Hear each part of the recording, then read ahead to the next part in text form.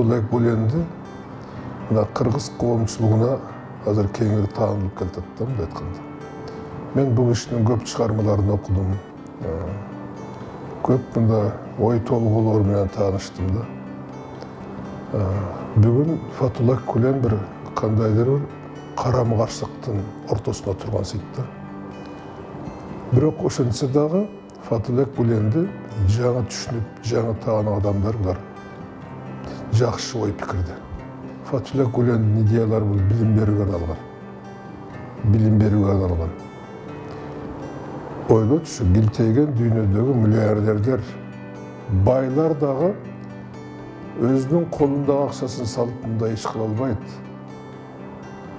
Бул идея деген бул дух деген өзүнчө бир сезим.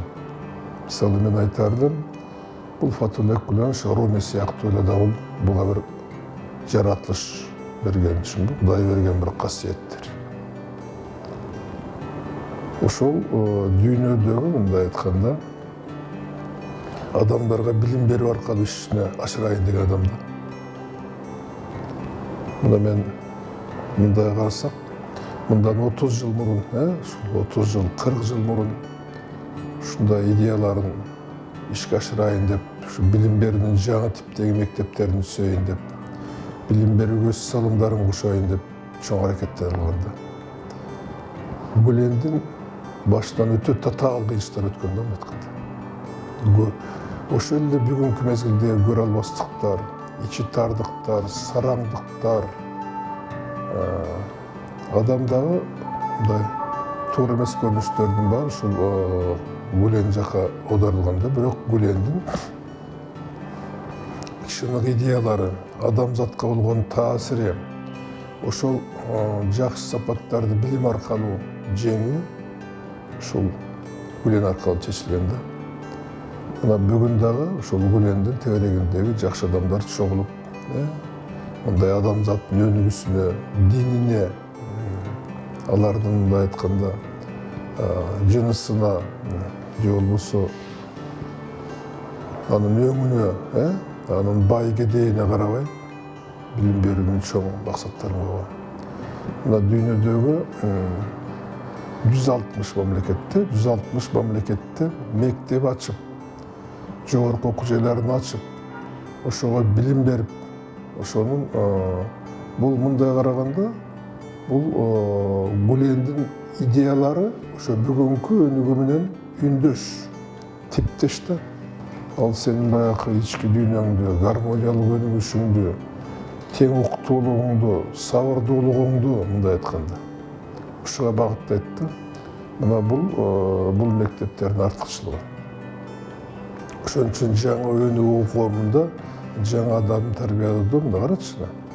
Мына бизде Кыргызстандагы мектептерди алалык, дүйнөдөгү мектептерди алалык мындай айтканда.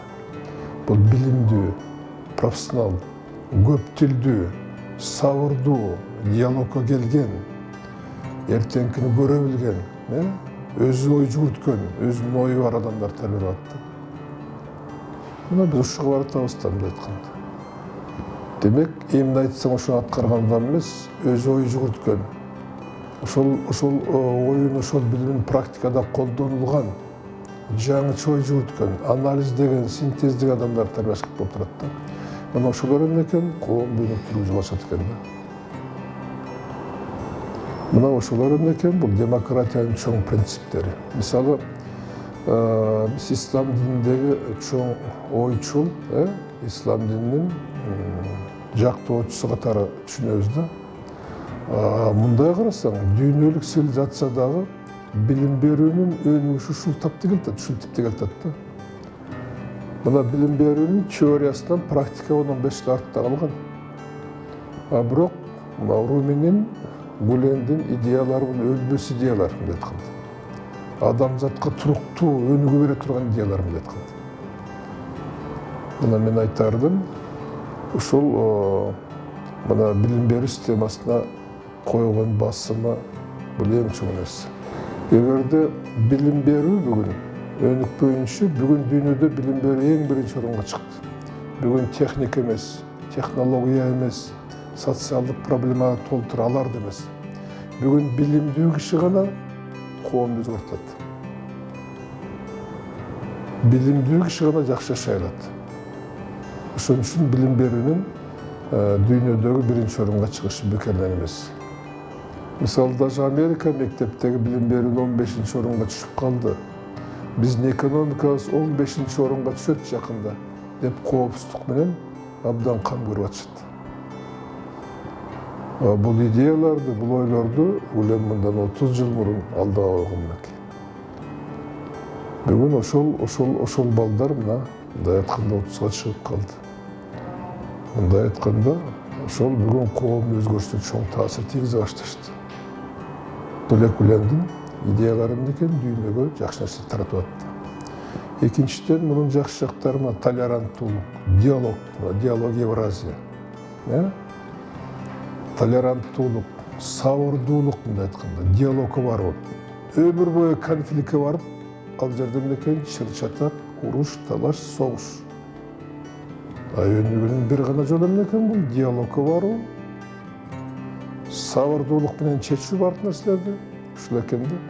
Ошол мен айткан бардык нерселердин баары мына Гүлендин идеялары ушул мектептеги берилген.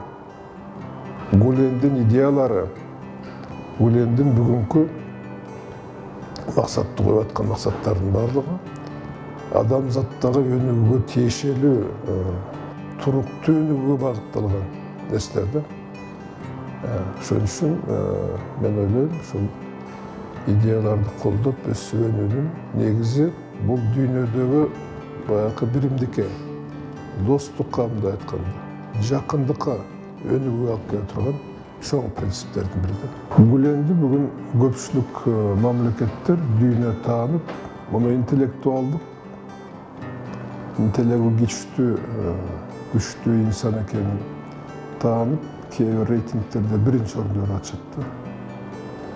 Болбосо 10 кишинин бири катары берип атты. Дүйнөдөгү таасирдүү кишилердин бири депчи. Бул мамлекет башчысы эмес, бул миллиардер эмес. Бул жөнөкөй өзүнүн жашоосу чектелүү үчүн күндө дары ичкен дүйнөдөгү өнүгүү ушу билим берүү аркылуу жаңы муун тарбиялоого багытталган бул улуу инсан да чынында. Муну дүйнөнүн көп мамлекеттери Гүленди менен жакшы таанып калды. Бүгүн Гүлен дүйнөлүк таанымга ээ болду.